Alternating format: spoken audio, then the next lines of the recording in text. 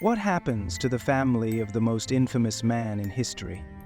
When the world remembers Adolf Hitler, it rarely asks what became of the people who shared his blood. It began in the final days of World War II.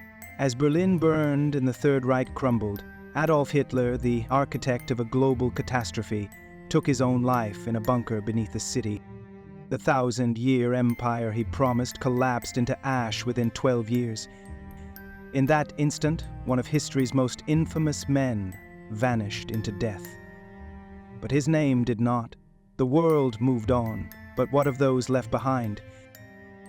On June 1st, 1960, in a quiet Bavarian farmhouse, Paula Hitler, the last surviving member of Adolf Hitler's immediate family, died in solitude.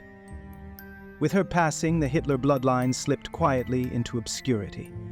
She was the only sibling to carry the family name to the end. Her brother left no children. The rest, half-siblings, nieces, nephews, either vanished into new identities or chose lives of deliberate silence. But their stories did not end with the war. Some struggled under the crushing weight of a name history cursed. Others rejected it entirely, changing identities to escape its shadow. None sought fame, fortune, or power. Instead, they lived quietly, anonymously, some even making an unspoken pact never to have children, ensuring that the bloodline would die with them. This is the untold story of a family, erased, not by war, but by shame. Adolf Hitler famously obsessed over racial purity and the idea of perfect bloodlines, yet ironically, he left behind no descendants. His mother, Clara Hitler, died in 1907. Of his siblings, only 2 lived into adulthood.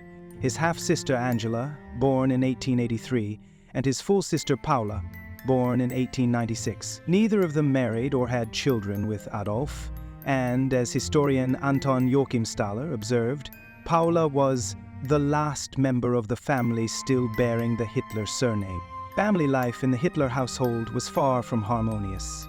Even in his youth, Adolf's relationships were marked by cruelty and tension. According to Paula, one of her earliest memories was of being struck by her brother. At just 8 years old, she said bitterly, "Once again I feel my brother's loose hand across my face." The household was dominated by their strict, often abusive father, and those early scars ran deep. By the time the Third Reich collapsed in 1945, only Angela and Paula were still alive. Their connection to Adolf became a lifelong burden, one they never fully escaped. Hitler's immediate family, Paula Hitler. Of the 2 surviving siblings, it was Paula Hitler, the youngest and Adolf's only full sister, who would carry the family name into the fractured post-war years. But like the rest of the Hitler bloodline, her story would unfold not in prominence or redemption, but in retreat, denial, and gradual erasure. In her earliest years, Paula lived in the long shadow of a turbulent household. Born in 1896, she grew up alongside Adolf under the tyrannical rule of their father, Alois, a man infamous for his volatile temper. Their mother, Clara, offered some measure of warmth, but the home was cold, strict, and filled with fear. Paula's childhood recollections would later hint at both psychological and physical abuse, not just from her father, but occasionally from her older brother as well. "Once again, I feel my brother's loose hand across my face," she once said, recalling a moment when she was only 8 years old. The sentiment lingered, a mixture of pain, betrayal, and resignation,